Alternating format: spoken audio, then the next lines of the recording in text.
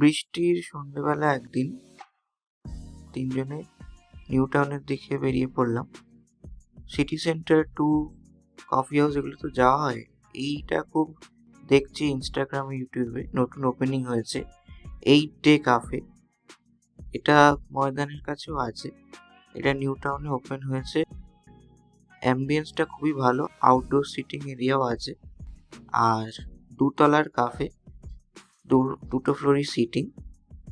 সামনে coffee station, এখানে coffee তৈরি হচ্ছে মেশিনে বিভিন্ন রকম। আর এখানে বেকারি সেকশনে প্রচুর কেক আছে, ফ্রেশ কেকস, বিস্কিটস, কুকিজ, আর প্রাইসও খুব রিজনেবল। তো আমরা সিঁড়ি দিয়ে উঠে ওপরের সিটিং এরিয়াটাতেই বসলাম। খুব সুন্দর, খুব ভালো সাজানো, আর প্রত্যেকটা টেবিলে একটা করে চার্জার আছে। এটা দেখে খুবই ভালো লাগলো। মেনু বলতে 3 রকম মেনু। একটা ওই স্যান্ডউইচের ওপর, একটা ওদের নিউয়েস্ট লঞ্চ, আর একটা এমনি নর্মাল মেনু। তবে নিয়ে নিয়েছি সিনামন রোল, পোর্শন সাইজ ভালো। সিনামন রোল আর lemon cookie, lemon drop giant cookie খাচ্ছি।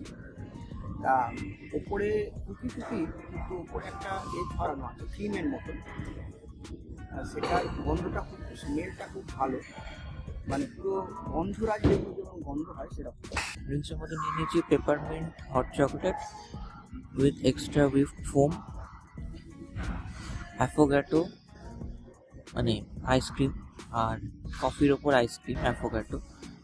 এখানে এক্সট্রা এসপ্রেসো শট দিয়েছে। নিয়ে নিলাম লাস্টে একটা বোল অফ রাইস। বেরোনোর সময় একটা খুব ভালো জিনিস দেখলাম, এখানে বিভিন্ন রকমের কফি প্রেস মেশিন আছে, ফ্রেঞ্চ প্রেস থেকে এসপ্রেসো মেশিন, সব রকম। তো চলো ফেরা যাক, পরের ব্লগে দেখা হচ্ছে।